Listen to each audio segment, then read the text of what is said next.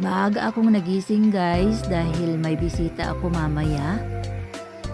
Pupunta siya dito kaya naligo ako ng mabilisan.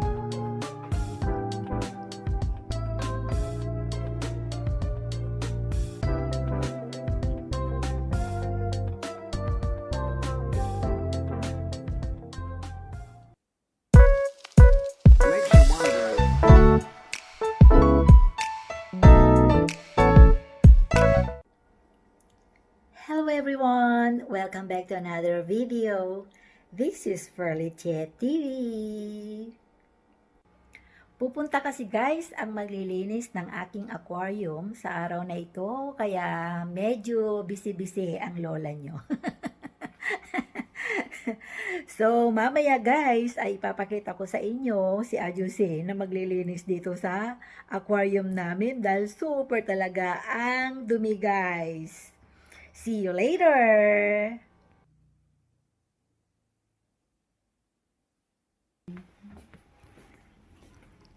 So, ayan nga, inuumpisahan na ni Ajusi ang paglinis ng aking aquarium. Siya yung laging naglilinis lagi at super ang dumi. Nakita nyo naman guys. So, ayan guys, tingnan na natin si Ajusi dahil umalis na. Yung nilinis niyang aquarium. Maraming mga bagong mga isda guys dahil bumili pa ako ng pandagdag. At titingnan na natin. Ayan na sila guys. I-open natin yung ilaw nila. Wow! Hi! Ang dami na nila guys. Ayan oh. Ayan guys oh. Malinis na. Malinis na sila. Malinis talaga. At saka warm na siya. Hindi katulad nung dati. Malamig siya kaya ang dali nilang mamatay. Ay, itong dalawa na to, napaka-sweet nila kaya kinakausap ko sila guys. Dami nila guys. Tuwang-tuwa naman ako dahil marami na naman akong aalagaan. Ang dami nila oh. Ano na sila ngayon? 11. Ayun, meron pa doon. Doon sa maliit yung dalawa na yan guys. At ito yung dalawa na to, yung dalawa na yan, napaka-sweet nila. Pag kinakausap ko sila, nasa harap ko talaga sila guys. So, ayun guys, happy na ako dahil malinis na yung aking aquarium. Malinis na siya at pinalagyan ko din ng heater para hindi na sila madaling mamatay. Kasi namamatay sila pagka malamig dahil dito nga sa Korea ay malamig ang panahon. Kaya kung kahit na naka-heater ka dito sa loob ng bahay, yung tubig nila ay malamig pa rin. Kaya namamatay sila lagi at yun nga ang sabi ni Ajusi na palagyan ko ng heater. Kaya pinalagyan ko na rin ng heater at bumili na rin ako ng ibang fish. So, ang galing guys! Pakakainin na natin sila guys. Ito yung pagkain nila. Kasi baka nagugutom na sila. Ayan, mag-aagawan na naman sila ng kakainin. Ayan guys. Wow! Kumakain talaga sila. Ayan oh. Oh, may nag-aaway pa. Nagugutom na sila. Kasi once a day ko lang pinapakain guys. Minsan lang sa isang araw, yung dinner time na. Ngayon, ano naman na siya. Alas 5 na dito ng hapon, kaya pwede na silang kumain. Kasi yung pagkain nila unti-unti lang yan. Hindi pwedeng i-full. Konti-konti lang ang ilalagay mo. So, ayan sila guys. So, magulo sila.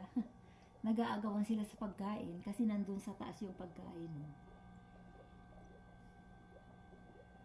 So, masayang-masaya na ang aking fish. Ang galing. Galing. Diba guys? Kahit ako mag-isa lang dito ay hindi ako naboboring dahil sa kanila. Tapos ngayon nadagdagan na naman ng mga isda. So, mas marami na akong aalagaan at kakausapin ko na rin sila.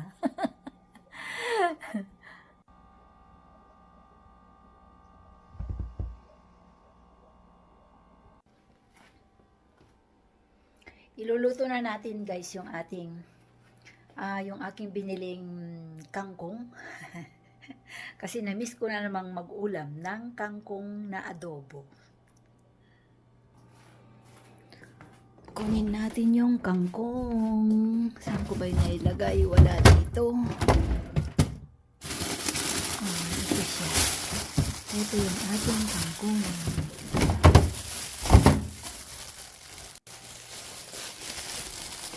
Yan yung ating kangkong guys.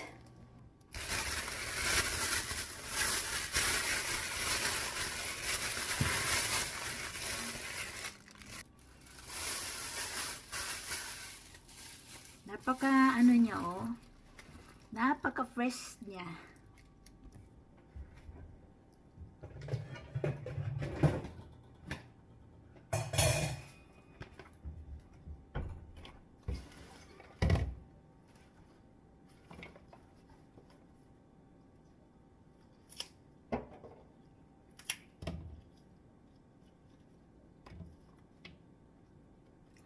Dito sa Korea guys ay walang nasasayang na tangkay or dahon.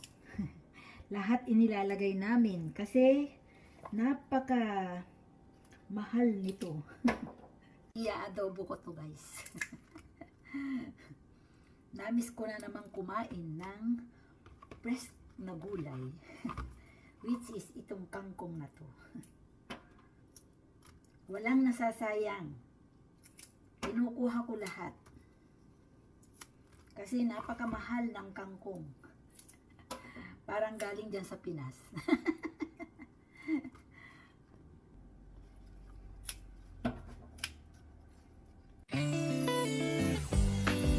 Ayan, hugasan muna natin siya guys ng mga ilang beses para maging malinis ang ating kangkong bago natin siya iluto. At i-drain na rin natin siya pati.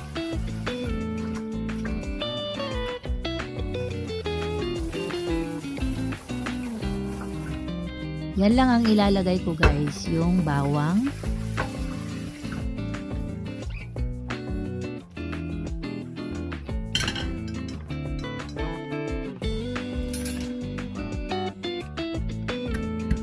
So kapag nag-adobo kasi ako ng kangkong ay bawang lang yung inilalagay ko.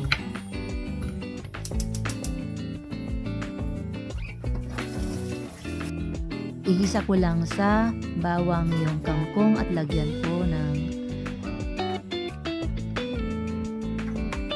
oyster sauce, paminta. Yun ang mga ilalagay ko guys sa ating kangkong na adobo. Konting suka at toyo, yun yung mga ilalagay ko lahat.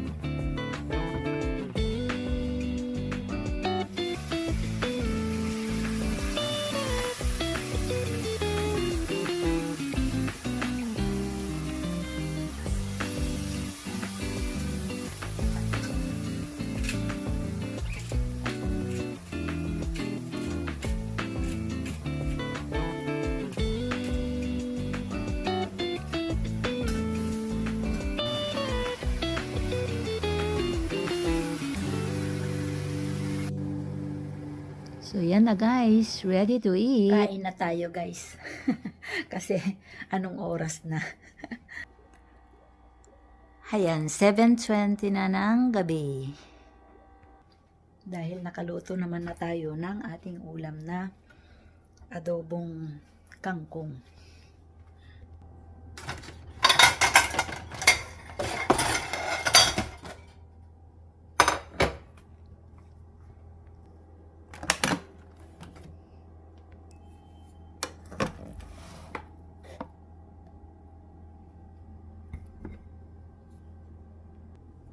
Konti lang yung kakainin ko guys dahil gabi na. Yan lang yung uulamin ko. Kangkong lang. Kanin at kangkong lang ang uulamin ko or kakainin ko sa gabing ito. Para madali siyang matunaw. Let's eat guys!